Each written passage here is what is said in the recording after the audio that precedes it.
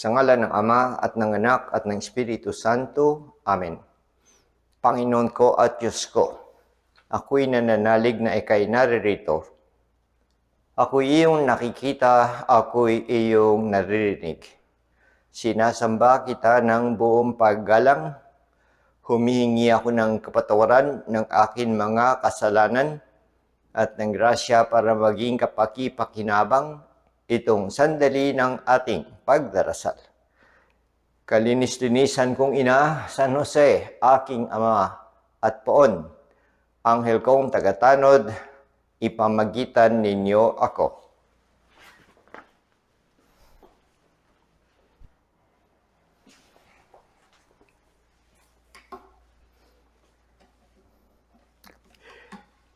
Tayo'y narito muli sa harap ng ating Panginoon Hesukristo. Ating idaraos ang ating buwanan paghuhubog ngayong buwan ng Nobyembre. At tayo nasa ika-4 na linggo. Pero ating nasimulan ang Nobyembre, bago pa man pumasok ang buwan na to, atin nang pinaghahandaan o pinag-iisipan kung anong meron sa buong buwan ng Nobyembre o lalong-lalo na yung una at ikalawang araw ng Nobyembre. Dahil meron tayong taunan pagdaraos ng pag-alala sa mga minamahal natin sa buhay. Mga yumao na sila, kung kamakailan lamang, lalo na itong nangyari sa atin pandemic, yung mga hindi nalabanan yung coronavirus, sila'y nauna na. Sila'y ating ngayon pagdarasal at pati pa rin yung mga ilang taon, maraming taon na ating silang ginugunita lamang, inaalala dahil sila'y ating nakasama, nakilala o ating kamag-anak o na ibang nabanggit sa atin kung sino-sino yung mga ninuno natin o kung saan man tayo galing. Hindi natin sila kinalilimutan at ganun din kung tayo'y sa unang-unang buwan, sinabi natin, Todos los Santos, All Saints Day. Sino tinutukoy ng mga ito? Lahat ng santo na magdiwang tayo, nagdiriwang din sila, hindi lang sa araw na yun, kundi tuloy-tuloy yung kanilang pagdiriwang. At sa mga santong ating kilala dahil na proseso at dinaklara ng ating simbahan na Katolika na maraming taon na lumipas o halos siglo, yung mga nagsimula pa man din doon sa atin mga 12 alagad o 11, no? At mga sumunod na mga humalili sa kanila at nagpatuloy ng pagdadala ng mabuting balita, sa 20 siglong nagdaan, marami na nakilala na santo sila at ating tinatawag na sa libro. Pero lahat ng mga nasa langit, sila'y lahat santo. Hindi lang natin kilala, hindi natin sila tinatawag, pero sila'y naroroon na, kasama na ng ating Panginoon Hesukristo, ng ating nanay na tinatawag natin na si Mama Mary. Kaya itong ating paghuhubog ang ating pagninilayan, ang pag-uusapan, walang iba kundi itong mga huling bagay. Mga bagay-bagay na pinapaalala sa atin, sabi natin, last things. Ito ba yun sa bandang huli na lang natin asikasuhin yan. Total, balang araw pa yan. No? Pero sa totoo lang, kung ating napagnilayan na at tawag natin lasting kasi yun sa ating paglalakbay, sa ating mga pag-aabala dito sa mundo. Tayo'y patungo, no, doon sa tinatawag natin na lastings. At unang-una na nga, yung bang kung siya'y ating kilala na kamatayan. Yung mga yumao. Yung mga ating pinagdarasalo na alala. No, sila ay dumating din doon sa pinakadulo ng kanilang paglalakbay.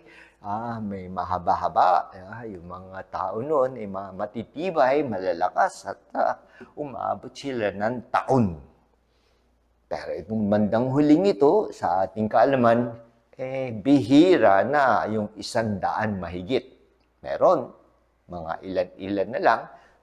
Ngayon, nandito na tayo sa 60, 70, 80 taon at bawat isa sa atin ay haharap sa kanyang kamatayan. Na ako'y mamamatay balang araw, siya at kung sino man na ating kilala na nakakasama sa ating pamilya, may araw na siya'y darating doon. Tatawagin siya ng Panginoon Diyos.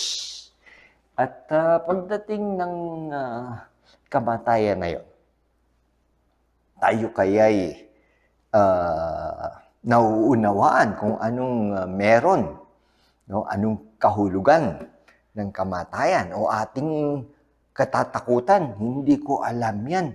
Alam ko, mawawala na lang, may mangyayari sa akin, ako'y hihinto ng hininga, ako'y mahihiga, ako'y paglalamayan, ako'y ilalagay sa kabaon, ako'y dadalhin sa sementeryo. Yun ang kamatayan ng lahat ng tao. Kahit sino ka man. Kahit naman ayaw natin, no, parang iniiwasan natin. Paano ba iwasan yung kamatayan na yan? Yung last things, death. Sorry. Talagang ibig na tawagin tayo lahat at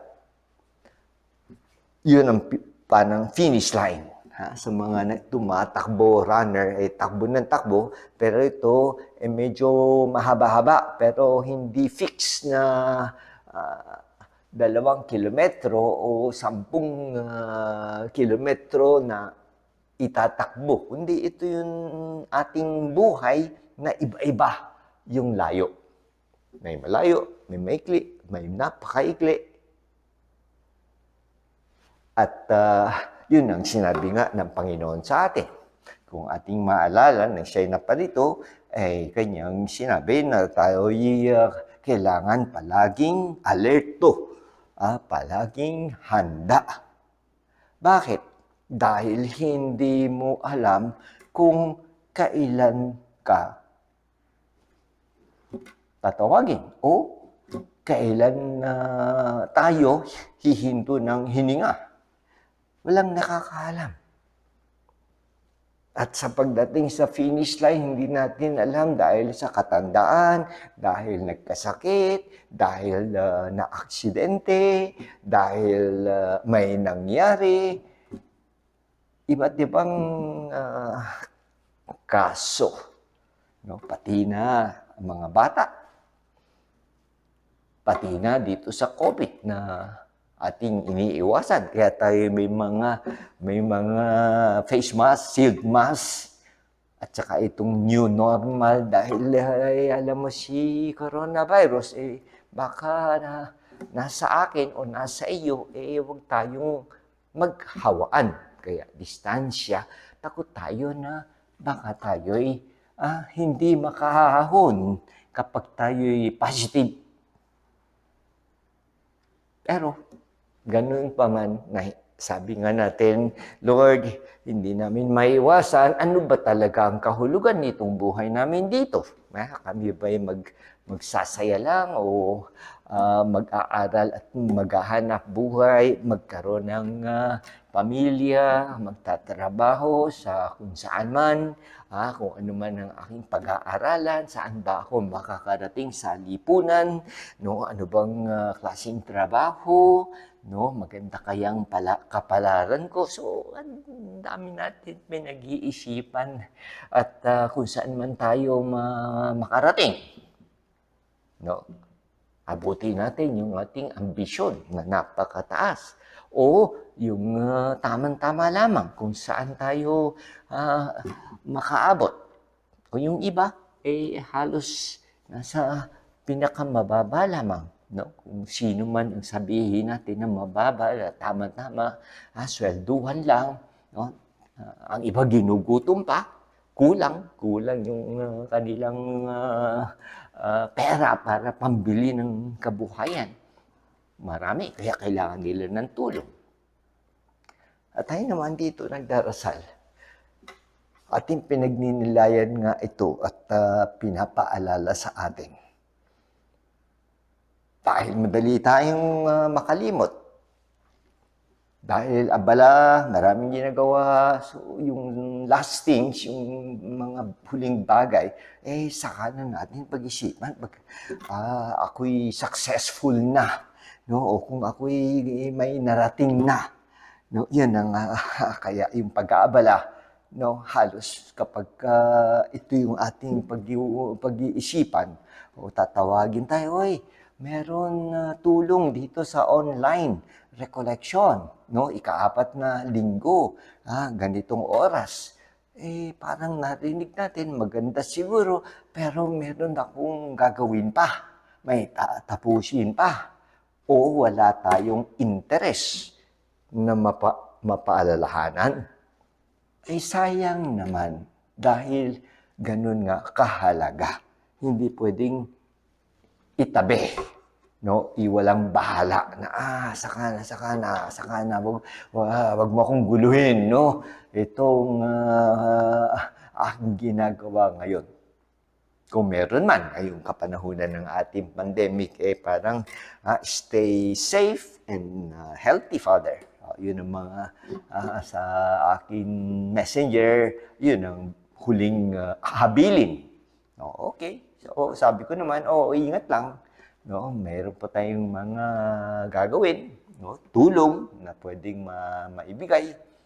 Pero sa lahat, sa kabuuan, yun ang ating iniisip. Ang kahulugan ng buhay pala dito, mag-abala, taon-taon, no, pero para saan? Ano ba yung pagdating sa finish line, sa dulo, na tayo'y tawagin na o biglaan? Sinabi nga na hindi ko alam, hindi mo rin alam, bigla. May aksidente o biglang atake sa puso. Tapos napahiga na tayo, hindi na tayo na-revive, hindi na nagdala sa ospital. Patay na. What's next sa mga huling habilin? Yun ang ating katikismo na sinabi ng ating simbahan na lahat ay mamamatay at pagdating natin sa kamatayan, tayo'y huhusgahan. May paghuhusga. Ano yun? At sino huhusga? May mga huwet ba? Wala. Si Jesus lang o ang ating tinutukoy na Diyos ang nakakaalam ng lahat ng ginawa natin mula sa umpisa hanggang sa dulo. Punot dulo, alam niya yung ating buhay. Wala tayong maitatago. Malamang sa ating mga kaibigan, hindi nila alam maraming bagay tungkol sa atin. Pero si Lord, sa taas, alam. Alam niya lahat. God knows everything. Kahit na nga yung iniisip natin na maganda o masama, alam din niya anong iniisip mo. Hindi yata maganda yan. Alam niya. At lalo na kung mangyayari mula sa isip at sa salita at sa aking mga ginagawa ay hindi na tama. Hindi na ayon doon sa tinuro ni Jesus na siya naparito. Naparito si Jesus. Kaya yun dapat na ating maalaman, sinabi niya lahat. No? At sinabi niya rin sa kanyang mga alagad, 2,000 taon na nagdaan, ito yung daan ako. Sabi niyo, Lord, ako ang daan. Ako ang katotohanan. So marami siyang sinabi, marami siyang pangaral, marami siyang ipinakita sa mga alagad at doon sa mga mamamayan ng Israel. Nakita nila si Jesus, nakasama, sumunod, narinig, mga milagro, lahat-lahat. At siya naman hindi nagbibiro at kanyang tinukoy sarili niya. Ako na ngayon, Mesya. Ako na yung daan. At ang mga sinasabi ko, katotohanan. Para saan? Para doon sa buhay na ibig kong kayong lahat ay makarating. Wow! Naunawaan ba natin yun? Naunawaan ba natin yung sinabi ni Jesus? Malamang na pumasok dito, lumabas sa kabila, nabasa natin dito sa katikismo o Biblia, and then naitabi na natin. Samantalang kung ngayon babalikan natin na kung may kamatayan at pagkatapos may susunod na paghuhusga, judgment, panalo-talo, nakarating ba at panalo ba yung tama ba yung daan na tinuro ni Jesus? O kung lumihis tayo at marami tayong tinakbo na iba-iba, pero hindi naman yung kanyang tinuro na ako, sumunod kayo. Sumunod kayo sa akin mga tinuro at lalong-lalo na sa mga utos. Kung ano sinabi yung gawin nyo to. Nandyan yung 10 utos para hindi na nga tayo magkalat. Hindi na tayo mawala. Susundan lang natin. Nakakasunod ba tayo? Baka naman hindi dahil hindi ganun kadali. Dahil maraming kalaban. Dahil sa ating sariling katawan. Medyo mabigat. No? At pagka yung sa mundo, yung kamunduhan, marami tayong nakikita, nadadala. Imbis na nakatutok tayo, tanungin natin sa sarili, ano ba ang kabuluhan sa buhay nato? Nasabi na rin ng Panginoon ni Jesus, no? Na ang dami. Maraming iba't ibang bagay ang ginagawa natin, pero ang sabi niya sa atin at sabi sa mga alagad, what does it profit a man if he gains the whole world, if at the end he loses his soul? O yung ba naintindihan natin na parang nagising tayo na, ano yun? Lord, ano yun? Ano yung nasabi mo? Importante ba yun? Ay pagnilayan natin at talagang medyo malalim-lalim na pag-isipan. Ano yung aking mapapala kung ang mundo ay nasa aking kamay? Ang dami kong nagawa dito sa kamunduhan. Itong maikling buhay na ipinagkaloob sa akin. Lahat na, very successful. Meron, lahat. Nabili natin lahat, nagawa natin yung gusto natin, naabot natin yung tuktok. No, na sabi natin, masaya tayo. Pero ang nasabi ni Lord ay iyon na nga yung mundo. Pero mawawala ang iyong kaluluwa. Tinutukoy niya na lahat ng material, lahat ng bagay na gawa natin. Pero ang isang bagay na napakahalaga at yun ang pinakalayunin ng buhay natin na gawin ang kalooban ng Diyos. O kilalanin, mahalin, at paglingkuran ang Panginoon Diyos. Ating hindi nagawa o kinaligtaan, hindi binigyan ng halaga, ay doon tayo bibigyan ng marka kung tayo'y sa kanyang paghuhusga. Parang board exam. Naghahanda ngayon yung mga doktor. Nag-umpisa na nung isang araw at kahapon, tsaka ngayon.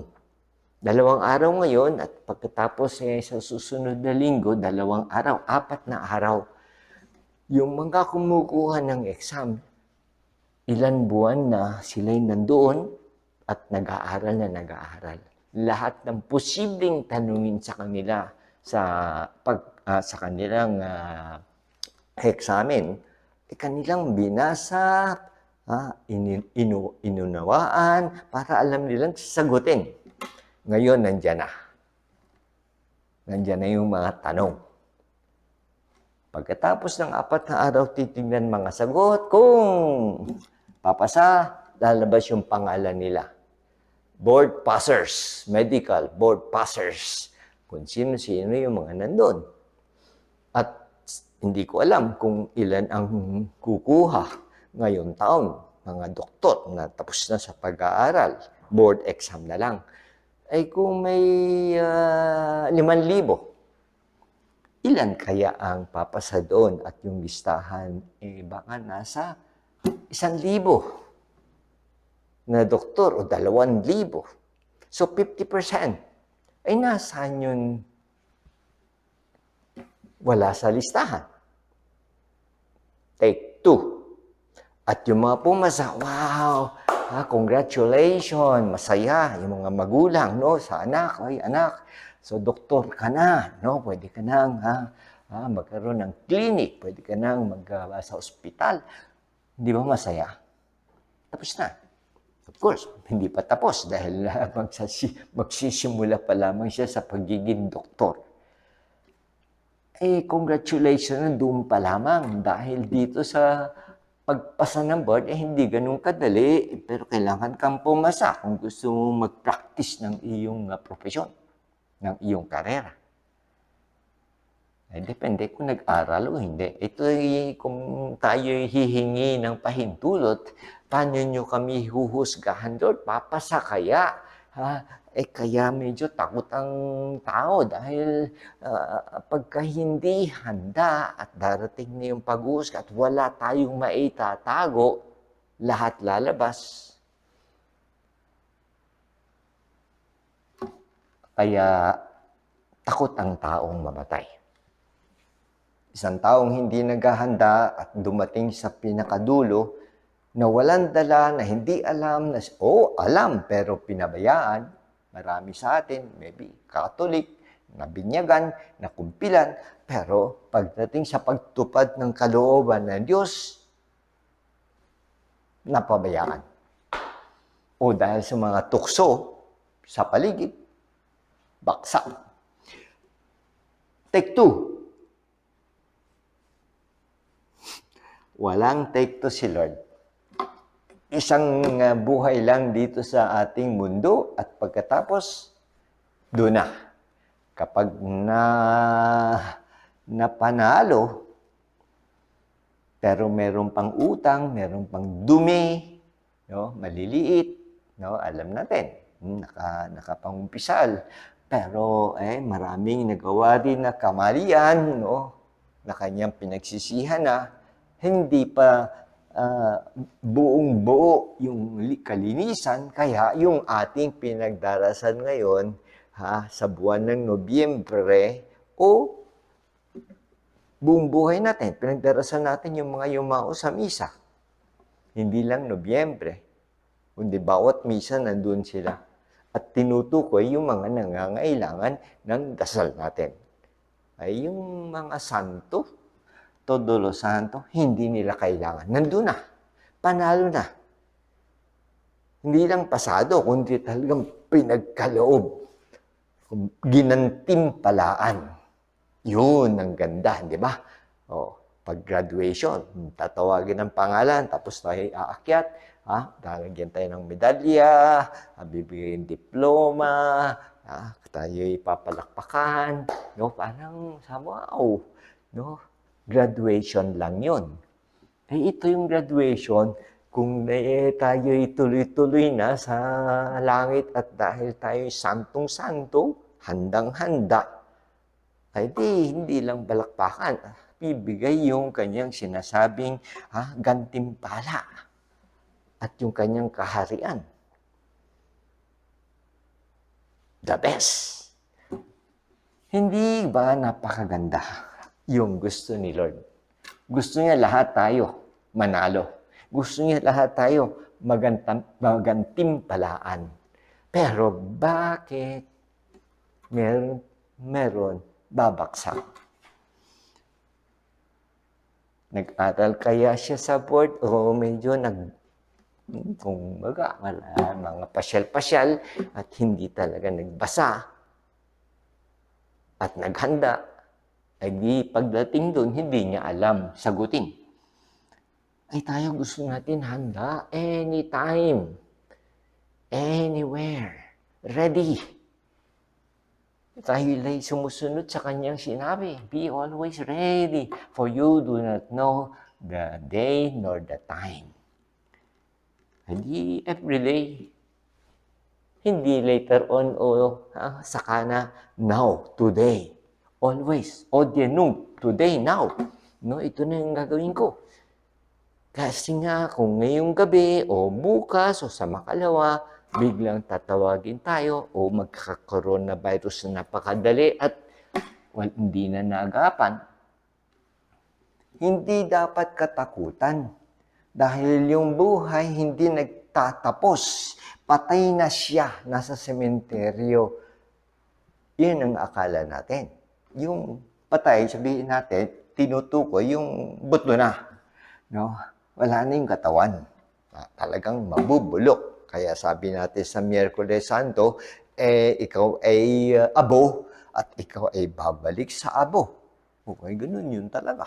Ngayon medyo gwapo, maganda, mayabang konti, pero pagkadating sa dulo, at pagka nailibing tayo, maganda, gwapo, matangkad, pandak, mayaman, pulubi, lahat babalik sa abo. Sino ang panalo? Sino ang may gantimpala? Yun, sumunod kay Lord. Yun lang. Yung nakakaalam ng daan at kanyang sinusundan. Very faithful. Tapat siya. Kahit na may pagsubok, kahit na may hirap, kahit na may sakripisyo, tutuloy niya yung daan na yun. Dahil nandun din yung narinig niyang katotohanan. At nasa sa isip natin na ito yun. Huwag natin pababayaan. Kahit pa maraming ginagawa, pero huwag palaging nakataas ang noo. Ako gusto ko umakyat doon. Makasama si Lord, makasama nga lahat ng mga santo, mga kamag-anak na nauna na, kaibigan. So, tayo sasabay sa kanila. Tanungin natin sarili natin kung sa ating pagkalaya, ganun ba ang ating ginagawa sa ating buhay. Na ayaw natin magkamali, ayaw natin magkasala. Ay kung sawing palad na talagang kinalimutan ang Diyos o itinabi, o hindi nakilala isang pagano, ganun pa rin. mananagot pa rin dahil sa isang pagano o hindi Kristiyano, hindi kilala ang Diyos, binigyan lahat ng tao ng isip na gumawa ng tama sa kapwa at umiwas na makasakit sa kanyang kapwa. Kaya depende ngayon sa ginagawa ng bawat isa na hindi niya kilala ang Panginoon Jesus, no? Yun ang kanya susundin. Pagdating sa dulo, doon rin ang pagbabasihan ng paghuhusga. At yung langit ay napakaganda na nating pinananabikan. No, itong mga magandang lugar, sabihin natin, nakarating ka na ba sa Amerika, no? Nakamasyal ka na ba sa China, ang daming mga tourist spot. O dito sa ating sariling bansa, Puerto Rico, Puerto Princesa, yung underground river, no? 7 wonders of the world yan. O Boracay na sinasabi nila. Maganda rin. Hindi tayo nakarating lahat doon. Pero, kung makarating man tayo sa langit dahil tayo nagpursigi, wow! Ayun na. Nandun na tayo at ang maganda pa doon, gaano katagal? Weekends? 1 linggo? 1 buwan? No, di ba? Pag nagbakasyon, 2 buwan. Pero pagkatapos, babalik ulit. Ubus na yung daladalang pera at magtatrabaho na naman. 2 buwan lang sila nagliwaliw, no? Around the world. Ay pag tayo'y nakarating sa kaharian ni Lord at pinagkaloob na niya yung kanyang gantimpala, ang sabi niya is forever and forever. Buhay na walang hanggan. Everlasting life. Isipin natin yun. Hindi natin lubos siguro may isip to everlasting. Walang hanggan. Walang katapusan. Forever and forever. Pagpapalit pa natin yung parating, yung talagang doon tayo aabot. Kaya, itong paalala sa online recollection natin tungkol sa mga habilin, no? Huling bagay, last things, death, particular judgment, paghuhusga. Nabanggit na natin yung gantimpala, heaven, langit, kalangitan, may purgatorio, pansamantala. Kaya sila ay nandoon at masaya na, manalo na kami, pero naghihintay kami ng inyong dasal, ng inyong misa, Father. No? Ipagmisa mo naman sila, alalahanin mo naman yung aking mga mahal sa buhay, sa mga yumao. So may listahan na binigay sa aming pahina, Saint Josemaria Escriba, Finding God in Every Place. Sinabi doon na yung gustong magpadasal ng kanilang mga minamahal sa buhay, isulat lang, di ba? Ganun tayo. Ang iba, habilin lang, pero ito, sulat na binasa ko, hindi ko maalala yung mga pangalan, pero yun, ang dami. Yung listahan, 1,000 ang inabot. Sabi ko, ang dami. Ay, mas marami pang hindi 1,000, milyon ang nangamatay na at marami nang nasa langit, nagwagi na. Pero ating kinalulungkot, yung matigas ang ulo, hindi na nakikinig, ayaw pa rin lumaban, ayaw pa rin sumunod, no? Nahihirapan daw sumimba o nahihiya daw mangumpisal ng kasalanan, hindi makapagpigil sa kalaswaan, sa panonood, sa pagnanasa, hindi makatigil sa kanyang pagkukurakot o pagnanakaw dahil kailangan kong pera, ay ito yung gagawin ko. Nanakawin ko yung hindi akin. Bawal. At pag hindi natin itinuwid, parusa ang ating maririnig sa Kanya. Depart from me, you wicked ones. Layas, kumbaga, layas. Hindi gusto ni Lord yun. Masakit ang loob niya roon. Dahil ang Kanya, lapit kayo, lahat. Pati ngayon nawawala, isa hahabulin niya para mailigtas lamang. Iiwan niya yung mga tupa, 99, para habulin yung isang tumatakbong palayo. At para karga-karga niya, di ba? Yung parabola ng Good Shepherd. Yun ang gusto niya sa ating lahat. Pero kung meron pa rin matigas ang ulo, hindi pa rin nagbagong buhay hanggang sa kanyang huling hininga, hindi nakapagsisi, meron din tinatawag natin na impyerno. Dito sa atin, may kulungan, may bilibid, may munting lupa, pero hindi habang buhay. Pansamantala lang yun. Kung may 10 taon, 20 taon, o life sentence, o di hanggang siyang mamatay, hanggang tumanda. Lalabas mo, tapos na. Pero yung parusa sa impyerno, nagliliyap na apoy, masakit. Dahil siyempre, mapaso tayo, masunog yung kamay natin, ang sakit. Yung mga nasunugan at hindi nakalabas at nasunog yung katawan nila. Siguro yung oras na yun, sila nagpupursiging lumabas, pero wala, sarado lahat, nasunog, natutong. Ilang minuto lang yun na sila'y nananakit ng katawan. Sa impyerno, tuloy-tuloy yung pagliyap, tuloy-tuloy yung sakit ng sunog at lalong-lalo na-miss nila. Sayang! Sasabihin, bakit ko pinabayaan? Bakit ko hindi pinakinggan at ginawa? Sinong sisisihin? Hindi tayo pwede magturo kung sino-sino, kundi ako, matigas ang ulo. Ako, gusto kong lumabag kay Lord. Okay, yan ay iyong laya.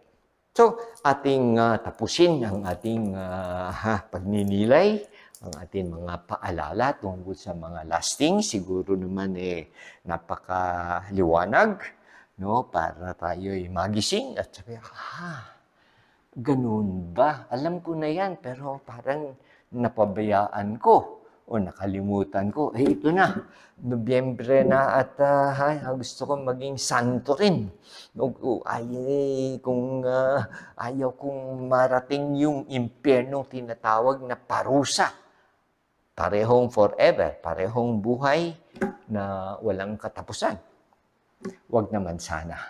No? Kaya tayo magtulungan. At sa ganoon, ating hilingin ang mga yumao, departed souls na nasa purgatorio, tulungan tayo dahil sila'y panalo na, sigurado na tayo na may nakikipagbakbakan pa, boxing pa tayo. Hindi pa natin alam, ito lang si Lord ang ating pakikiusapan, Lord, please, tulong, yung grasya, Mama Mary, so lahat ng mga santong kilala natin, pwede na rin natin tawagin, tulong dito, tulong doon, para kahit na ako'y nawawala, ako'y agad hihilahin at ilalagay sa tamang daan para pagdating natin sa dulo, lahat tayo nakasiguro. At lalo na kung may rosaryo tayo kay Mama Mary, no?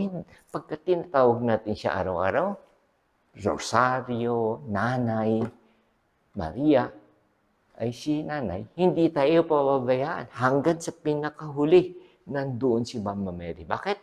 Ay, lahat palaging atin siyang tinatawag at yun ang napakagandang turo ni San Jose Maria.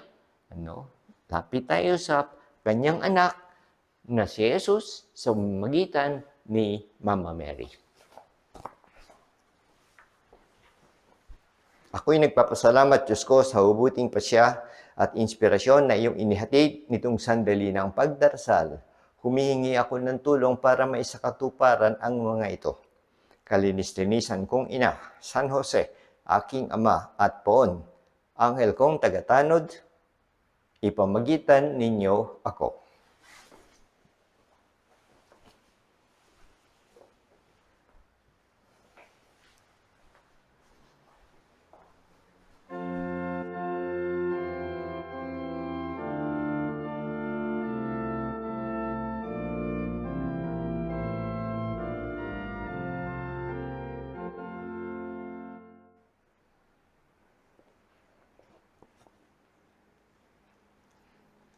Pagsusuri ng budhi.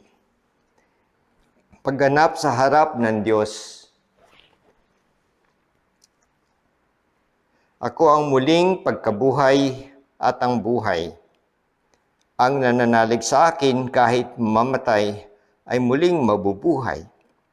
Palagi ko bang pinagninilayan ang buhay na walang hanggan, ang kamatayan, ang paghuhusga ng Diyos, ang purgatorio, langit at impyerno? Ginagawa ko ba ito na umaasang si Kristo ang magbibigay ng kaligtasan? Ipinaliliwanag ko ba sa ibang tao ang tungkol sa buhay na walang hanggan?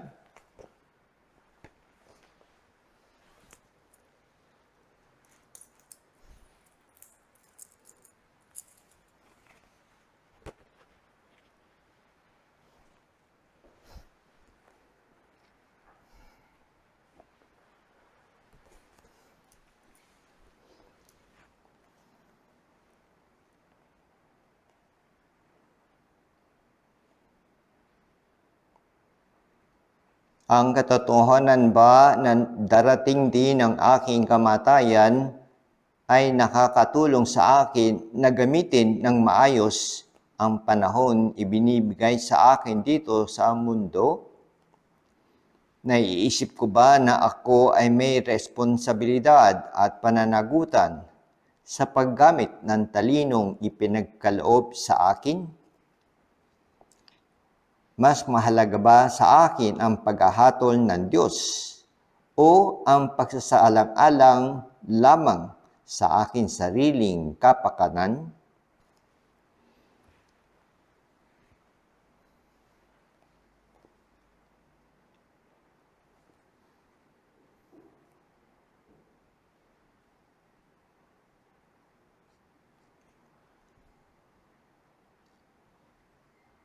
Sa lubos na kaligayahan sa langit, kasama ang mahal na Birhen, si San Jose, ang mga anghel at santo, makikita ko ng harapan ang Diyos. Meron ba akong maliwanag na pag-asa na makakarating din ako sa langit?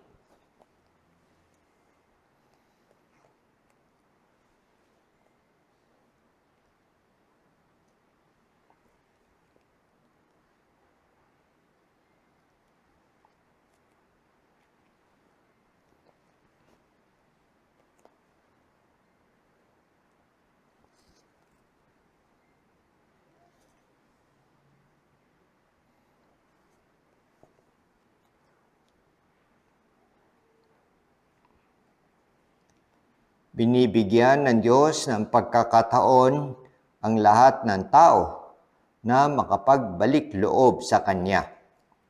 Ganoon paman, ang tao ay Kanyang nilikha na malaya at responsable at iginagalang niya ang ating desisyon.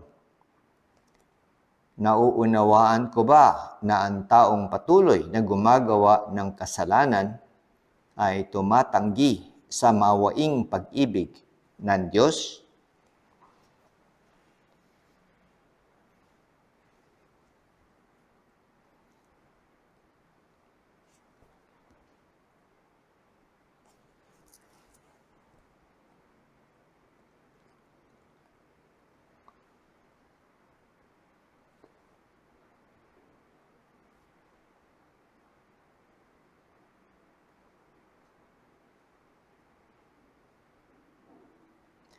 Habang tayo ay nabubuhay sa mundong ito, ang pagbabalik loob sa Diyos ay posible Sinasabihan ko ba ang akin mga kaibigan ng tungkol sa kaligayahan matatamo sa pakikipagkaibigan kay Kristo? Ako ba ay nagdarasal at nag-aalay ng mga sakripisyo para sa pagbabalik loob sa Diyos ng mga taong nabubuhay na malayo sa Kanya?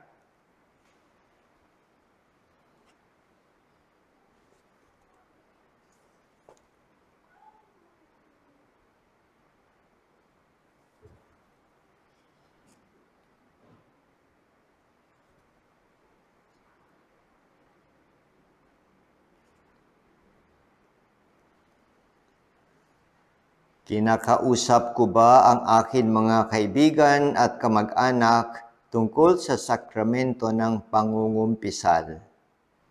Gumagawa ba ako ng paraan upang maging madali ang pagkukumpisal ng akin mga anak at tinutulungan ko ba sila na gustuhin at mahalin ito habang iginagalang ko ang kanilang sariling kalayaan?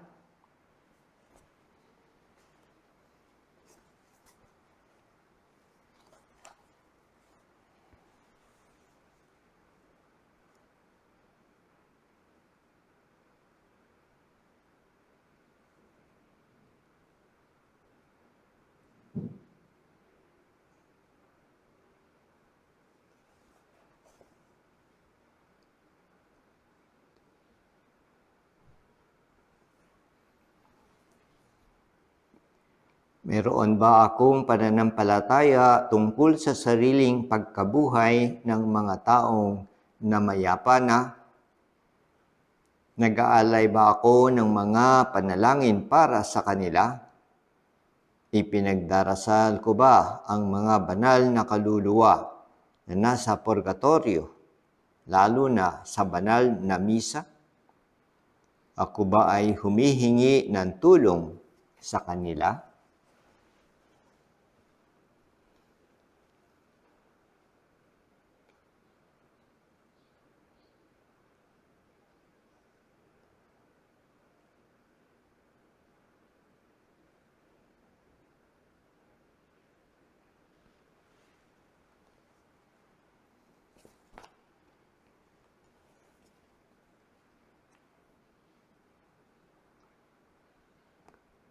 Kaya maging ganap kayo, gaya ng inyong Ama na nasa langit. Tinatanggap ko ba ang tawag na ito na magpakabanal? Sinisimulan ko ba ang aking araw sa pamamagitan ng pag-alay nito sa Diyos kasama ng panalangin? Inuulit ko ba ang pag-aalay na ito sa buong maghapon?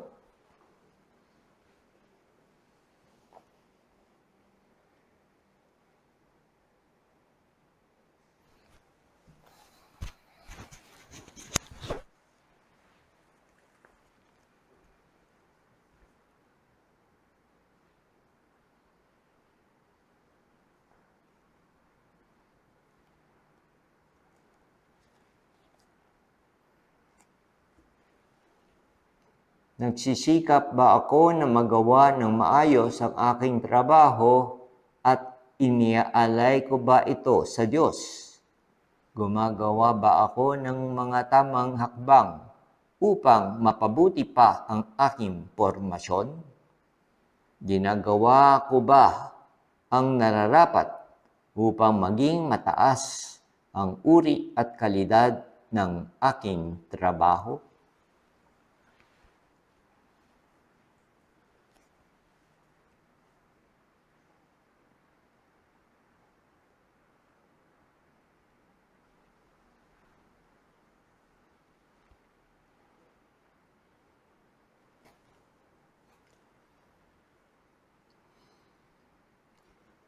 Ano-ano ang mga layunin ko sa aking pagtatrabaho? Ginagawa ko ba ang aking trabaho dahil sa pagmamahal ko sa Diyos at sa ibang tao? Ako ba ay laging nakahandang maglingkod at tumulong sa iba?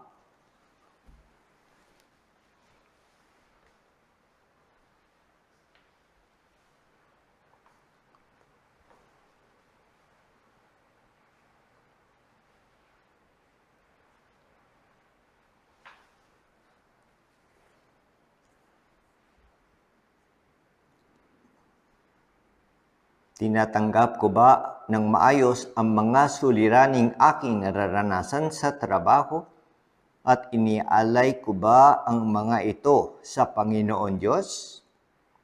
Kung ako ay sinamang palad na mawalan ng trabaho, alam ko ba kung paano makakatulong sa aking espiritual na buhay ang mabigat na karanasan ito?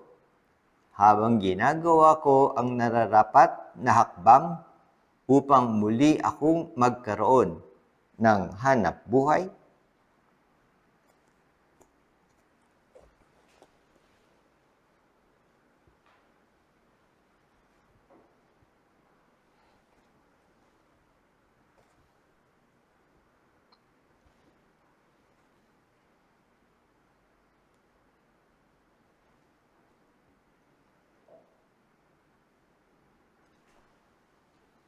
Humihingi ba ako ng payo sa mga taong may mahusay na karanasan at tamang paninindigan kung sakasakaling nakakaranas ako ng mabibigat na issue tungkol sa aking propesyon?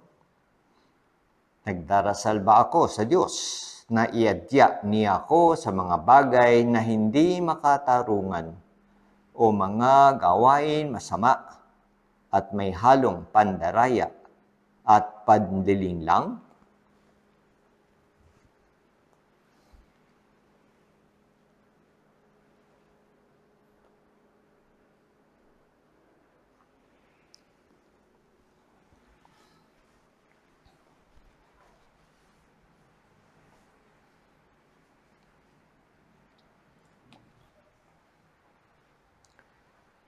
Nakikita ba ng akin mga anak at mga anak ng akin mga kaibigan ang pagsasabuhay ko ng aking pananampalataya sa isang natural na pamamaraan at ang pagmamahal sa Diyos sa pamamagitan ng aking salita at gawa? Tinuturuan ko ba sila na ialay sa Diyos ang kanilang mga gawain sa araw-araw, lalo na ang kanilang pag-aaral?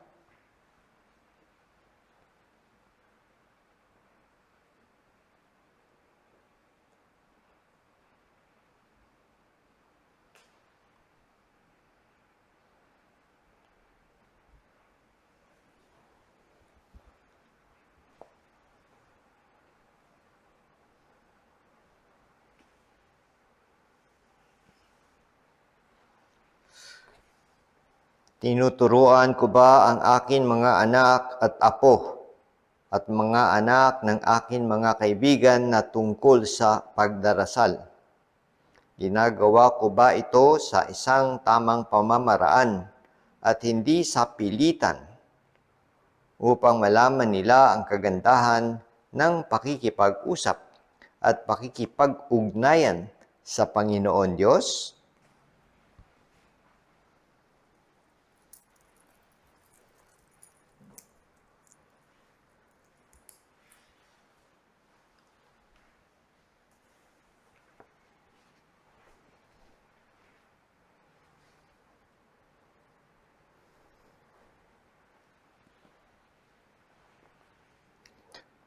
Humihingi ba ako ng tulong sa Mahal na Birhen para makapaghanda ako sa Adbyento?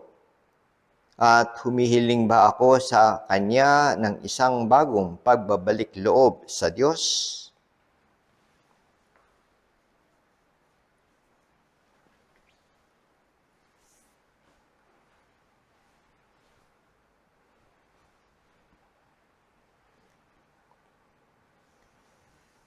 Pagsisisi.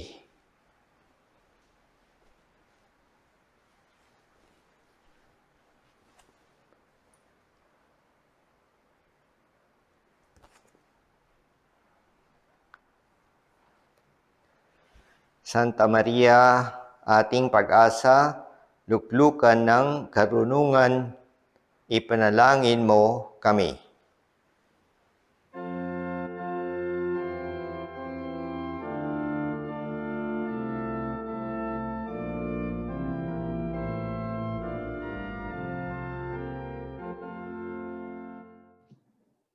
of the Father, Son, and the Holy Spirit. Amen. Hail Mary, full of grace, the Lord is with you. Blessed art thou amongst women, and blessed is the fruit of thy womb, Jesus. Holy Mary, Mother of God, pray for us sinners, now and at the hour of our death. Amen. Saint Paul, pray for us. Saint Gabriel, pray for us. Ganang araw po sa inyong lahat. Yun po ay naatasan akong ibahagi sa inyo itong napakahalagang topic. Ngayong linggong ito na natataon din sa kapistahan ng Solemnity of Christ the King. So ang paksa po na ibabahagi ko sa inyo ay patungkol sa transmitting the faith. Napakagandang paksa po ito kasi magugulita natin kung ano ba yung nagawa ng mga magulang natin. Binigay nila na halimbawa na nagdulot ng napakalaking kabutihan para sa atin. At ganun din ang hamon na ngayon ko ay bilang magulang na, paano ko naman tutugunan yon para maibahagi ko sa aking mga anak. Meron po akong 3 mga anak, puro babae, isang 10 years old, 6 years old, at 2 years old pa po. So, napakagandang pagkakataon kung paano ko maibahagi sa kanila yung naibahagi din sa akin ng aking mga magulang. May hinanda po ako ng mga ilang slides na sana makatulong sa pagpapaliwanag ko sa topic na to. So, ngayong araw po ay ito yung mga nilalaman ng gusto kong ibahagi sa inyo. Una, the treasure of faith. Pangalawa, yung living our faith. Pangatlo, ito napakaganda, yung family prayer. At kaugnay din yan, ano yung mga acts of piety na pwede nating maging halimbawa sa ating mga tahanan. So, simulan ko na po. Una, yung treasure of our faith. So, sabi nga, faith is a treasure that each generation receives from the hands of the church. She keeps it faithfully with the help of the Holy Spirit and expounds it with authority. Ito, napakagandang punto nito. The truth of faith does not change with the passage of time. So, to keep the truths of faith in their fullness is essential for the salvation of mankind. So, ito pala yung nakataya. Yung ating pananampalataya ay ang tutumbukin ay ang ating salvation. Right? At ang ating salvation, katotohanan ito, ay walang iba kung hindi si Jesucristo. So doon nakatuon kung ano yung pundasyon ng ating pananampalataya. May maganda ako nakitang picture. Itong nakalagay sa slide. Alam nyo ba na ito yung pinakamahal na painting sa buong mundo? Ito po ay ukit ni Leonardo da Vinci. Maaaring iba sa inyo ay kilala na sa itsurang ito. Ito po ay, itong painting na to ay pinamagatang Salvatore Mundi. So, nung in-auction siya ay nagkahalaga siya ng $450 million. Nabanggit ko lang po yun, hindi dahil napakamahal ng painting na yan, kung hindi ang kayamanan ni Kristo ay walang halaga. Ang katumbas nito ay ang ating kaligtasan. So walang katumbas na material na bagay po yung kaligtasan. At yun yung punot dulo kung bakit si Jesucristo ay nagpakatao, nagbahagi sa mga apostoles, mga taong nakasalamuhan niya nung panahon na yon, at nagpakasakit, nagpakamatay at nabuhay muli. Dahil ito ay patungkol sa kagustuhan ng Diyos na tayo ay mailigtas. So ito po yung una, yung the treasure of our faith. Sumunod naman po ay yung living our faith. So sabi nga nila, our faith should be put into practice daily. So, araw-araw po ito.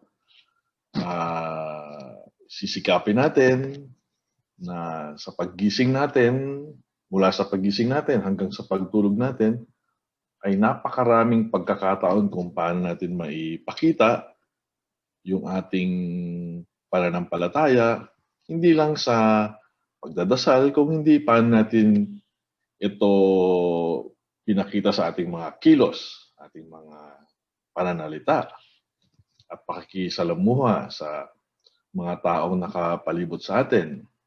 Higit sa lahat sa ating pamilya, sa mga katrabaho natin, kung sino mang nakatagpo natin sa ating paglalakbay sa araw-araw. Faith results from the deep conviction that one's efficacy comes entirely from God, not from oneself. Maganda rin na ma-remind tayo na yung faith natin ay hindi nanggaling sa atin. Ito ay nagmumula sa Diyos lamang. Sabi nga dito sa naisulat sa librong naisulat ni Saint Josemaria sa 4.927, be convinced of this. So your apostolate consists in spreading goodness, light, enthusiasm, generosity, a spirit of sacrifice, constancy in work, deep study, complete self-surrender, being up to date, cheerful, and complete obedience to the church, and perfect charity. Nobody can give what he does not have. Napakaganda po nitong isulat na to. Parang dinidescribe niya ano ba yung mga pwedeng magawa natin sa araw-araw para maipakita natin yung ating pananampalataya. Paano tayo makatugon doon sa pagpakasakit ni Kristo para tayo ay mailigtas. Sa araw-araw, napakarami nating pagkakataong suklian to sa ating mga pagkilos, pag-iisip, pakikisalamuha, at pagpapahalaga ng ating pananampalataya. At higit sa lahat, ito ay nakatuon sa pag-ibig ng Diyos na ipapakita natin sa pag-ibig natin sa kapwa.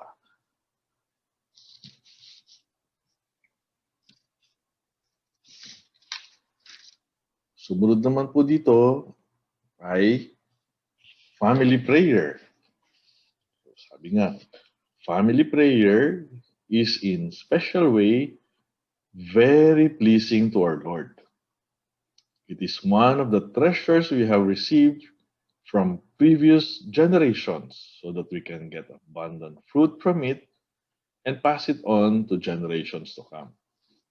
Nabanggit ko nga kanina, napakagandang gunitain din yung mga halimbawa na pinakita sa atin ng mga magulang natin o kahit yung ating mga lolo't lola, kung paano sila nagdadasal, paano sinisikap na magsimba tuwing linggo, magdasal ng rosaryo bago kumain.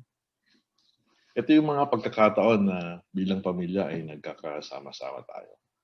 Meron ding naisulat si St. Matthew. So, sabi dito, I say to you further that if two of you shall agree on earth about anything at all for which they ask, it shall be done for them by my Father in heaven. For where two or three are gathered together for my sake, there I am in the midst of them. So, higit sa lahat, bilang isang pamilya, pag tayo ay nagsama-sama, nagdadasal, ay laking tuwa ng Diyos na makita ito. At napakaraming biyaya na tiyak na maaabot natin. Yung pagdadasal bilang pamilya ay maraming nagiging batayan, marami ring naaabot. Sabi nga, prayer enlightens us in those events that without our being close to Him would be incomprehensible. Halimbawa dito, may namatay tayong mahal sa buhay. Alam niyo po, nung bago pumanaw yung aking nanay, binigyan kami ng pagkakataon na kaming magkakapatid ay nasa tabi niya. Wala kaming ibang dinasal, tuloy-tuloy ay Hail Mary hanggang sa naubusan siya ng buntong hininga. Napaka-special na moment, bagamat malungkot, but at the same time, napaka-fulfilling na nasamahan namin magkakapatid yung nanay namin doon sa mga huling sandaling yon ng aming sama-samang pagdadasal.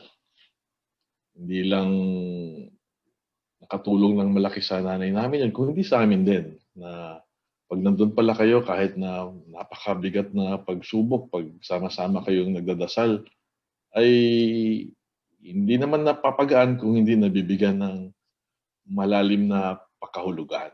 Na hanggang ngayon, baon-baon namin, magkakapatid na sa ganung pagkakataon, basta pag nagdadasal, naiintindihan natin, kung ano yung plano ng Diyos sa mga pagkakataon. Hindi lang kamatayan, yung pag may nagkakasakit sa ating pamilya, na ipapaabot natin yung ating suporta sa maraming paraan at higit sa lahat kung nasasamahan din natin yung kasamahan natin sa pamilya na may sakit ng mga panalangin natin. Minsan, sinasabihan natin na we're praying for you o pray tayo together, ganyan. Lalo na ngayon, economic difficulties. So, marami sa atin ay hinaharap ng napakalaking pagsubok ngayon. Krisis sa ekonomiya, sa ating kalusugan. May kaakibat din to na pagkakataon na mas taimtim pa tayong manalangin para ipasaubaya sa Diyos kung ano ba ang nais niya sa mga pagkakataong ito, na huwag tayong mawalan ng pag-asa, huwag tayong mawalan ng determinasyon na magsikap, makaahon, makabangon. At pagamat tayo ay nahihirapan, mabibigyan din tayo ng pagkakataon kung paano tayo makatulong sa ating kapwa sa kahit na maliit na bagay para maipadama na hindi tayo salat sa pagkakataong magmahal kahit na hirap. Sabi nga dito, with our Lord, we love His holy will. And families, instead of disintegrating, are united more strongly amongst themselves and with God. So ito naman yung magandang naidudulot kahit nasa mga matitinding pagsubok pag tayo ay nagdadasal, ay mas napapalakas pa niya yung tibay ng pamilya, samahan ng pamilya, para malampasan kung anumang mga pagsubok. Sumunod dito ay yung acts of piety in the home. Ito. Children learn to pray following their parents' example. So tayo mga magulang, nakatuon yung tingin ng mga anak natin kung paano tayo nagpapakita ng ating pananampalataya sa pagdadasal, sa pagmamahal sa kapwa, sa mga pagkilos natin, pananalita natin, ay tinitignan ng ating mga anak. Hindi lang tinitignan, ina-absorb pa. So, napakagandang pagkakataon na isulat nga ni Saint Josemaria patungkol dito, sabi niya, "What a wonderful apostolate parents are called to, a duty to live a fully Christian life of prayer so that they can communicate their love of God to their children. This is something more than merely teaching them." So, mas mabilis natutunan ng ating mga anak kung ano yung nakikita nila sa atin. So, tandaan din natin, meron ding katumbas yan na pagpapaalala na kung taliwas yung ating halimbawang pinapakita, ay nagagaya din nila yun. So, ang pinakamaganda ay ipakita natin yung tamang halimbawa, lalong-lalo na sa pagpapalakas ng ating pananampalataya, sa pamamaraan ng ating pagdadasal, pananalita, pagkilos, para mahubog natin sila na maging mga mabuting tao din, katulad ng pagsisikap natin. So dito, the Christian family has always known how to pass on from parents to children simple and brief prayers. So, katulad ng bago kumain, magdadasal, ng bless us, O Lord. So, maliit pa lang, natutunan na nila yan. Dagdagan na rin natin na pagkatapos kumain, magdasal tayo ng we give you thanks. Yan, simple lang. Then, bago sila matulog, samahan natin na magdasal sa kanilang guardian angel. Tapos ipakita natin yung devotion natin sa ating mahal na ina, kay San Jose. So ito mga bagay na napakagandang ipakita sa ating mga anak. Sabi nga dito, the family prayer that is par excellence is the Holy Rosary. So, kung mahiwagang tawag nun, o halaga, makabuluhan na pagdadasal ng rosaryo. So, sikapin natin na makagawa tayo ng sama-samang pagdadasal sa pamilya, ng rosaryo, mahanap tayo ng oras, at nakasulat nga na the family that prays together stays together. Then may naidagdag pa dito, a family that prays is a family that is saved. So, iugnay natin to dun sa una, ano bang treasure para mailigtas tayo. So, lahat ng mga pagsisikap natin para maibahagi natin yung ating pananampalataya ay sa dasal, sa kilos, sa pananalita, sa araw-araw, sa magandang pagkakataon, sa mahirap na sitwasyon, subok. Lahat ito ay pwede nating maging pagkakataon para mapalakas yung pananampalataya ng ating mga mahal sa buhay, lalo-lalo na yung mga anak natin, o siguro yung iba sa atin dito, yung mga apo nyo, o yung mga kapatid nyo, kahit na yung mga kasama natin sa bahay, mabigyan din natin sila ng tamang halimbawa. Hail Mary, full of grace, the Lord is with you. Blessed art thou amongst women. Blessed is the fruit of thy womb, Jesus. Holy Mary, Mother of God, pray for us sinners, now and at the hour of our death. Amen. Saint Paul, pray for us. Saint Gabriel, pray for us. Holy Mary, our hope, seat of wisdom, pray for us.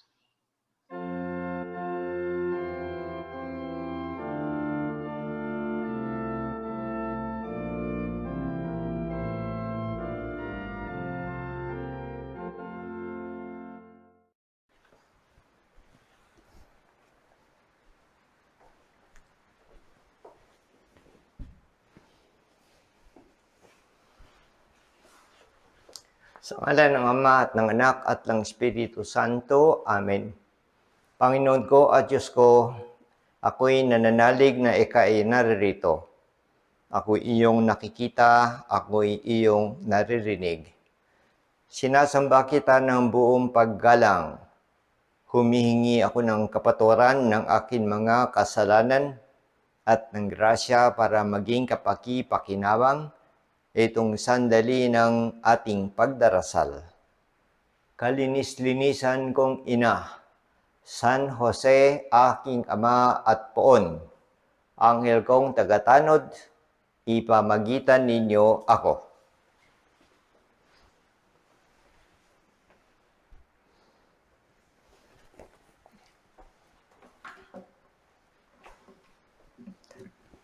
Ipagpatuloy natin ang ating usapan sa harap ng ating Panginoon Heso Kristo na ating kilalang kilala dahil siguro naman tayo ay nagdarasal araw-araw. Kaya lang sa araw na to, tayo ay dumalo dito sa online recollection natin para matulungan na mapaalalahanan. At tayo'y nasa katapusan na ng karaniwang panahon. Ika-34 na linggo ngayong araw ng ating buwanan paghuhubog. Biro mo, nag-umpisa tayo sa simula, no? Na may Adbyento, may Pasko, may pangkaraniwang taon, unang linggo, ikalawa, at medyo nahinto ng sandali para pumasok ang Kwaresma. At sa 7 linggo, nandoon yung araw ng pagkabuhay, simula ng araw ng pagkabuhay, Easter. Ganun din ang tumuloy-tuloy hanggang naibalik ang karaniwang panahon. At nagbilang na tayo mula noon, ika-9, 10, 11, 12, 34. At ating kapistahan ay ang Christ the King, Cristo Rey. Kaya ang ating maiisip, lahat pala ay nagtatapos. At ang susunod para sa ating kalendaryo, uulitin na naman yung cycle. Kaya lang cycle B na, cycle C sa susunod at balik ng balik. Dahil nga yung itong taon na ito na nagdaan, lalo na doon sa mga nadapuan ng COVID, marami din ating sinasabing ilang libo din o milyon sa buong mundo na yumaon na. Tapos na, wala na silang cycle na uulitin hanggang ito na yung kanyang huli. Kaya nagpapaalala sa atin na kailan kaya yung huling cycle natin, itong cycle B, itong Adbyento na to, yung Kapaskuhan na ating ipaghahandaan ng 4 na linggo hanggang sa dumating yung pagsilang. Ganun lang ang kalendaryo, ganun lang din ang ating buhay, no? Na hindi kalendaryo, kundi ilan edad mo na, Father? Senior na. Ay, umabot na ng senior. Dati nasa kabataan at tumagal na rin at umabot ng senior at ilang taon na lang. Ay lahat tayo. With no exception. Ganun ang mararating. May pinakahuli na hindi ko lang alam at walang nakakaalam na ating tinukoy. No? Kaya itong unang paksa na mga huling bagay na ating binanggit na nga, hindi lang minsanan o taunan ang ating pagninilay, kundi madalas kahit na dalhin natin sa linggo-linggo, parating makita kagad kung nasa ayos pa rin, nasa tama, at kung may pagkukulang, may pagkakamali at may pagkakasala, ay ating maremedyohan kaagad. Ating narinig sa pagsusuri yung pagbabalik loob sa Diyos. Humingi ng tawad, bumalik, aminin. Ako'y nagkamali, ako'y natukso, ako'y nagdala ng aking kahinaan, Lord, kaya gusto kong bumalik. Patawarin niyo ako. Alam natin, madaling magpatawad ang Panginoon. Anytime. Handa. Alam din naman niya kung ano yung nasa sa loob natin. Na talagang tayo ay nagsisisi na ng atin na nagawang hindi tama, nagkasala. Kaya yung pagbabalik loob, mayat-mayat nakita na naman natin na nagkulang at nagkamali, nawala, lumihis, balik. Balik ka agad at lumaban. At makita yung talagang direksyon ng ating buhay. Ito nga, mga huling bagay nakakatulong. Lalo na yung ating nabanggit na pagdating natin sa dulo at doon tayo magantimpalaan, wow! Di ba? Anong saya na dumating tayo at doon sa tamang lugar na ibig ng lahat. Lahat-lahat naman, kung alam lang, hindi magkakamali.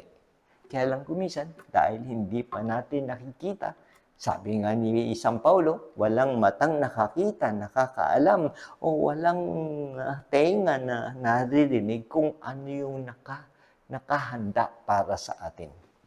Inihanda na ni Lord, at si Lord ang magbibigay ng regalo. Siguro ngayong Pasko, dahil sa ating sitwasyon, mas konti ang magpapaskuhan, no? Dahil nawalan ng trabaho, dahil nagsarado ang negosyo, dahil yung mga empleyado hindi na maswelduhan, so iba't ibang problema ang dumating dahil sa pandemic. Pero ganoon pa man, tuloy ang buhay natin. Na itong pagsubok na ito, medyo mahirap, pero itutuloy natin dahil nandun pa rin yung pinakalayunin natin. Ano kaya kung yun pala sa maikling buhay na meron tayo dito, yun lang pala ang dapat natin tutukan? Anong gagawin natin? Yun na lang, lumuhod at magdebosyon, magdasal, buong umaga, hapon, balik tayo ulit, dasal ulit, no? At kung pwedeng, huwag nang tingin-tingin sa paligid kasi o panood ng palabas dahil dahil sa ganun tayo ay nagkakasala sa ating mga nababasa, nakikita o napapanood. Halos na sa bahay tayo, puro yung video, yung mga palabas ng Netflix, baka hindi ayos, hindi natin na iniiwasan. Di kasalanan na naman. Huwag naman, sana. No? Patibayin natin ang ating loob na hindi maaari tayong magpatalo. Meron tayong katuwang, meron tayong Panginoon na sinasamahan tayo o siya na lumalapit sa atin. Nandito nga siya sa tabernakulo at nananatili dyan 24 oras dito sa aming bahay. Hindi lahat. Kung bibisita sa kanya, nandun siya sa simbahan, sa Adoration Chapel, at siya kanyang pinag-isipan na mananatili siya 24/7. Mula noon, na kanyang pinagkaloob sa kanyang mga alagad, yung kapangyarihan na yung tinapay at yung alak ay maging katawan at dugo niya para maging pagkain at inumin at narito siya sinasamahan tayo habang tayo'y naglalakbay. Ang iba na una na, siya nandito pa rin. Haalis lang siya dito pag tapos na ang mundo. End of the world. Hanggang hindi pa, 2,000 taon na ngayon, ganun pa rin. At yung ang kapistahan na pinagdiriwang natin ngayon, pinakahuli, Kristo Rey, siya ang hari. Siya ang hari. Dito sa mundo at doon sa ating paroroonan, akala natin wala siyang kapangyarihan o tayo'y nag-aalangan sa ating pananampalataya, no? Dahil bakit may COVID? Bakit ganitong nawalan ako ng trabaho? Bakit may sakit? Iba-ibang mga reklamo meron tayo. Pero nandun lang si Lord, nakatingin sa atin. Sinasabi niya, sa maraming nagdaan, pati na yung lumang tipan, maraming pagsubok sa mga tao. Kaya ang ating ibig lang, ikalawang paksa ng ating buwanan paghuhubog, anong ating gagawin? Alam na natin ang layunin sa buhay. Tayo'y humihinga, tayo'y may ginagawa, pero hindi tayo nakakalimot na sa lalong madaling panahon, ibig natin makarating doon. At yun lang ang ating tututukan. Pero sa anong paraan? Kaya ating babalikan yung nakasulat sa Genesis na tayo'y nilikha ng Diyos. God created man to work para magtrabaho. Kaya yan. Ganun yung layunin ng buhay ng tao dito, para magtrabaho pansamantala. No? Dahil nga trabaho, pagka dumating sa dulo, wala na, hindi na magtatrabaho. Tapos na ang boxing. Pero kung yung baby, lumaki, nag-aral, at nakakuha ng karera o hindi nakaabot ng college hanggang sa mataas na, hanggang sa high school lamang, o hindi nakapag-aral.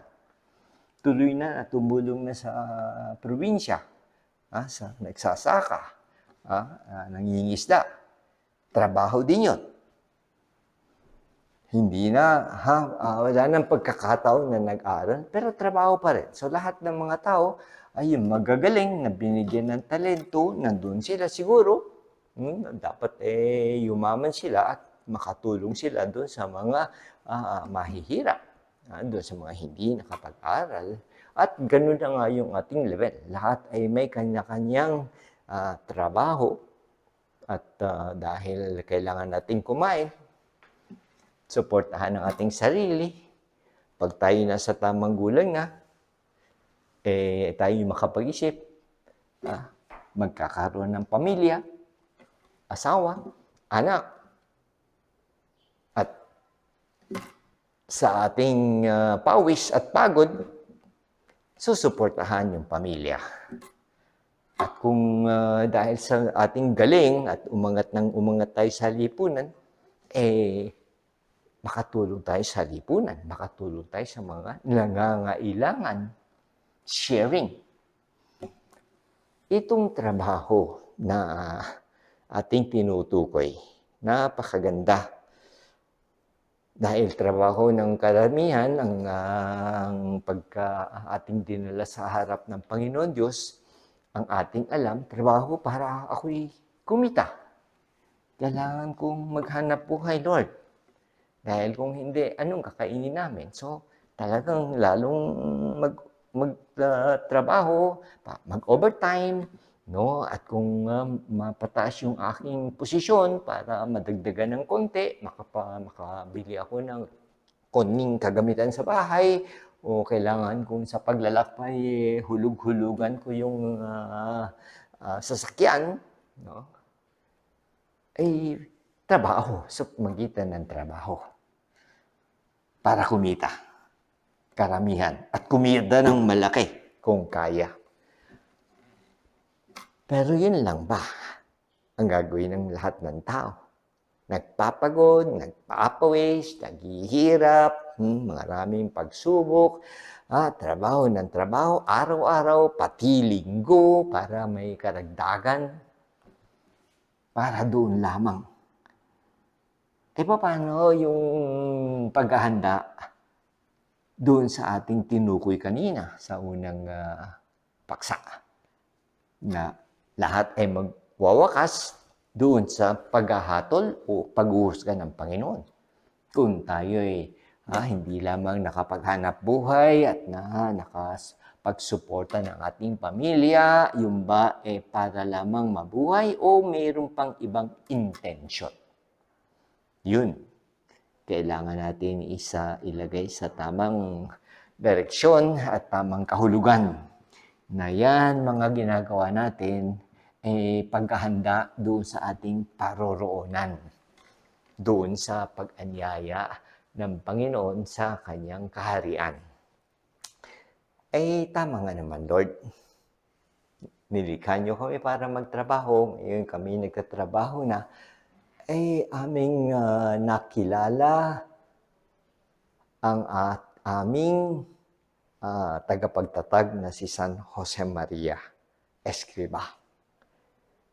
Tagapagtatag ng Opus Dei noong unang siglo, yung nakaraang siglo, noong 1928, na tinuro na sa Panginoon Diyos na itong trabaho ay gawing daan patungo sa langit. Wow!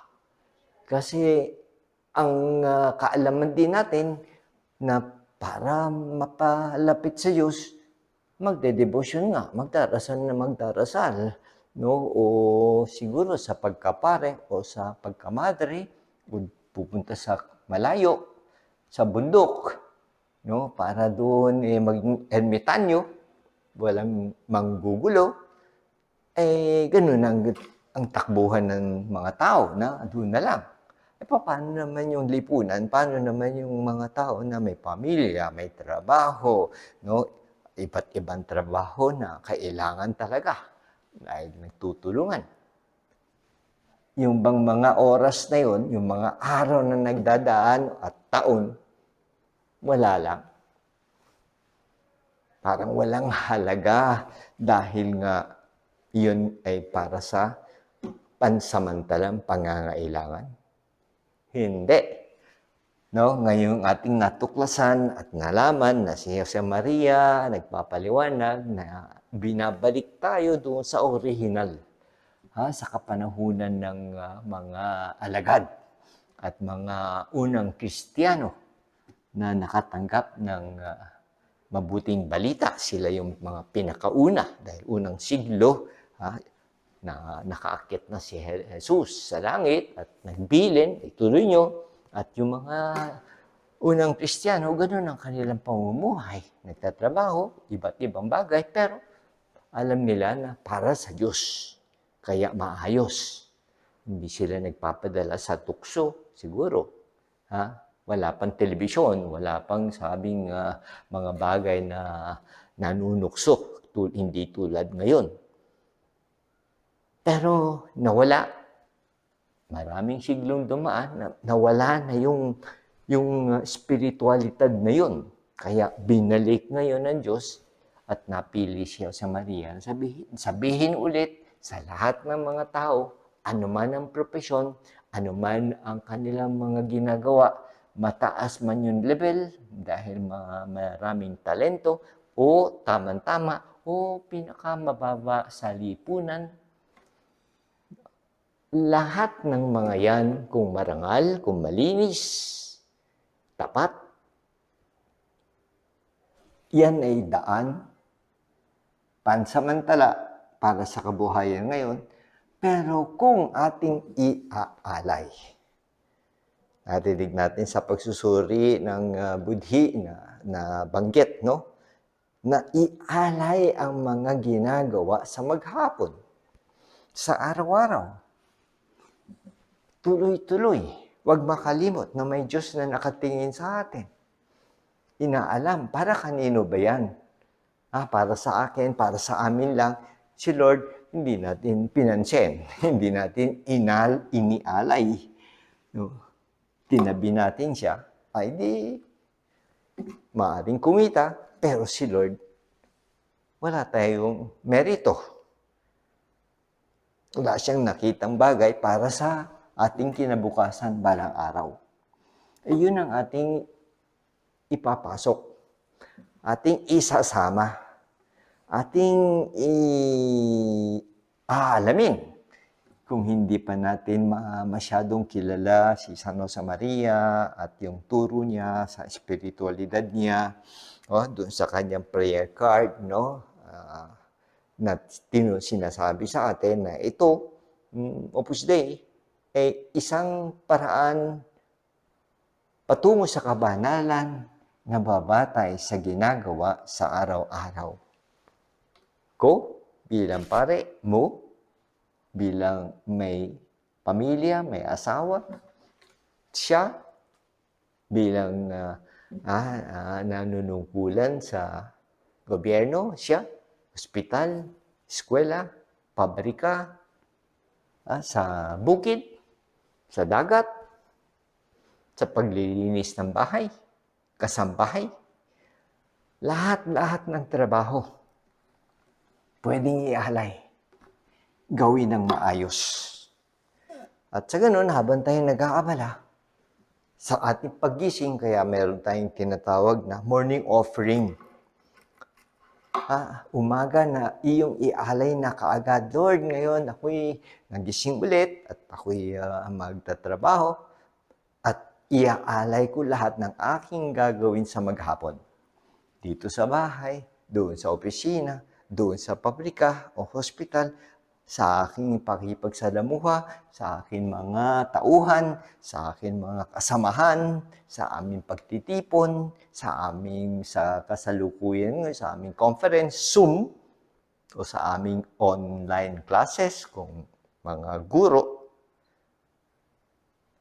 o lahat ng mga meeting, puro nasa Zoom, o online. Kung iaalay kay Lord, mga yan, magkakaroon ng halaga. Halaga na hindi pera, na hindi ka nag-overtime. Kundi halaga sa mata ng Diyos na balang araw dahil sa ginawa natin, araw-araw yon, patungo ng kabanalan. Pero paano magiging kabanalan yon? Dapat nasa sa ayos. Dapat may kasipagan, hindi yung katamaran. Dapat yung responsibilidad natin sa opisina, so kung ano man ating dapat gawin sa maghapon, ginagawa natin. Dahil kung ialay natin, tapos pagdating ng maghapon, tinatamad, nanood ng television, tinabi yung dapat tapusin at ginawa muna yung gusto natin, walang merito. Walang halaga ulit sa mata ng Diyos. Sayang na naman, isang araw, 2 araw, 1 linggo, isang buwan. Ay alam mo naman, ilang taon lang ba tayo dito? Hindi pa natin nga nakasisiguro kung tatagal o maikli lamang. Nobody knows. Nasabi na natin yun. Kaya tayo ba'y maghahanda kapag tayo senior na inabot nyo na yung edad ko, senior na. Okay, nakalampas ng 60. Yung iba, ganun din? Not sure. Walang nakasisiguro. Kaya, ano yung paraan natin para makasiguro na just in case, no? Alam mo na. Just in case, biglaan, na hindi man naiisip natin, handa. Dahil ngayon pa lamang na nagpapaalala ako sa ating online, ganun pala. Alam ko naman, narinig ko na, kaya lang, kala ko hindi ganun kahalaga. Parang, trabaho lang ito na dapat tapusin. May nakakita man, walang nakakita. Dahil walang nakatingin, hindi ko ginawa ng maayos. Minadali ko. Gulo pa nga . Pag ganun ang trabaho na hindi maayos at hindi inalay at hindi yung intensyon para magbigay puri sa Panginoon, kundi para lamang may sahod, may sweldo, may dagdag kapag overtime, at wala na. Nakuha natin yung ating sweldo, yung pera, pero yung ating kailangan dalhin sa paghuhusga, baka walang laman yung alkansya. No? Puro pera, pero yung mahalaga sa taas, walang-wala. Kaya yung trabaho ay napakaganda na tayo'y turo ni San Jose Maria, maging masipag, maging mataga. Yun ang motto ng aming school na Dualtech, yung mga bata na naroon. Yun ang aming sinasabi palagi. Yan ang tatak natin. Tatak Dualtech, tatak, may kasipagan at may pagtatiyaga. May pagpupursigi. May sakripisyo. Sakripisyo dahil hindi ganun kadali. Pagsisikapan mo mag-online. Yung mga naninibago sa online, hindi kumakabit, mahina ang internet, walang laptop. Ay itong mga bata, dahil anong laptop? Wala ngang pera, wala ngang pagkain. Ang meron siguro itong kanyang gadget na hindi naman komplikado. Kaya lang gustong-gustong mag-aral online kasi online muna yung 2 buwan. Ay nandun sila. Doon binibigay ng guro yung kanilang lesson. Hindi ba hirap? Kung wala kang pagtitiyaga, tatamarin na, hindi na magpapatuloy. Walang kinabukasan, walang trabaho. Kahit ano na lang, di ba? Ganun lang. Ganun ang ating sinasabi sa ating pansamantalang na paninirahan dito sa mundo. No? Na ang tuloy lahat natin ay dapat sa langit, pero dapat may dala-dala. Hindi pera. Nabanggit ko na nung isang buwan na yung mapera, yung ating kilalang Henry C. na SM, makita naman natin, nandiyan ang katibayan. Nakapasok tayo sa kanyang mall, Mega Mall, South Mall. So, mga malls na ang dami sa lahat ng syudad, Quezon City, Manila, Parañaque, Calamba, nandoon ang mall. Pero, kahit na ganung pwedeng bilhin lahat ng anuman gusto niya dito sa mundo, hindi niya nabili yung kamatayan o yung gamot para hindi mamatay. Namatay pa rin. Hindi naman niya nadala yung mga pera na nakadeposito sa BDO. Ang dala-dala lang yung anong ginawa ng isang tao, mayaman o mahirap, para makarating sa paroroonan, kaharian ng Diyos. At kung hindi natin naasikaso, kadalasan ang sasabihin sa atin, ay busy. Simba tayo, ay busy. Ay mangumpisal, matagal nang hindi nangumpisal. Ay, walang oras sa kana. So, puro ganun. No? Itinatabi natin yung dapat na magawa natin ngayon o agad-agad, no? Bigyan ng halaga. Hindi. Pinababayaan hanggang sa dumating na yung takdang oras, wala pa tayong nagawang paghahanda. Ay doon tayo kinakabahan. Doon tayo natatakot sa kamatayan. Samantalang kung ang isang tao na nagtrabaho ng 30 taon at dumating sa edad na 60 na o retired na, ay 30 taon yan tulad ni Jesucristo para maging modelo natin sa trabaho. Ganon din ang ganyang ginawa. 30 taon. Hidden life ang tawag natin. Tago, tahimik.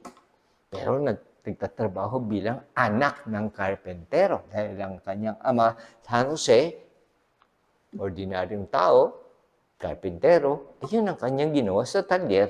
Araw-araw, labas-pasok at uwi. Si Jesus naman, ganun lang, tumulong din.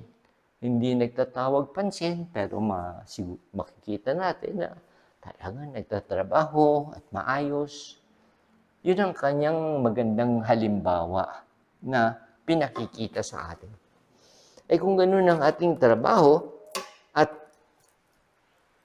dahil maraming tayong kasamahan, at kung yung mga magulang sa kanyang mga anak, yung mga nagtatrabaho sa opisina, sa ospital, sa eskwelahan, nandiyan yung mga teacher, nandiyan yung mga magulang, nandiyan yung mga kabataan, mga mag-aaral.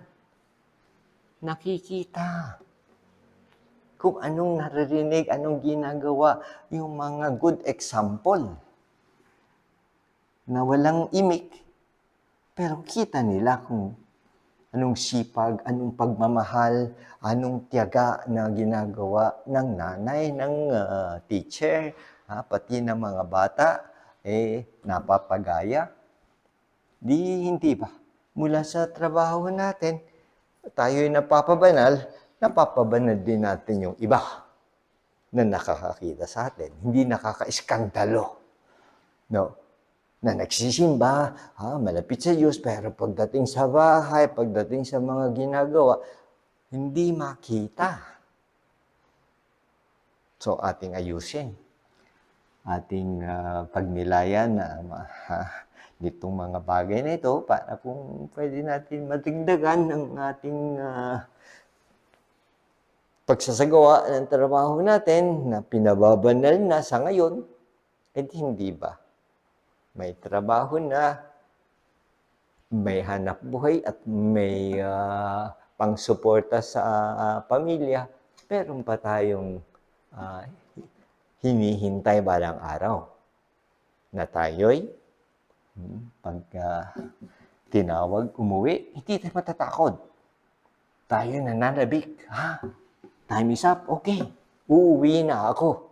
Tapos na ang bakbakan kasi ako'y lumaban ng lumaban. Dahil sabi ni Lord.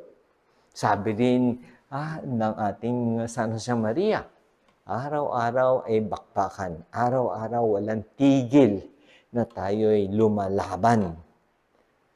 Deo gracias.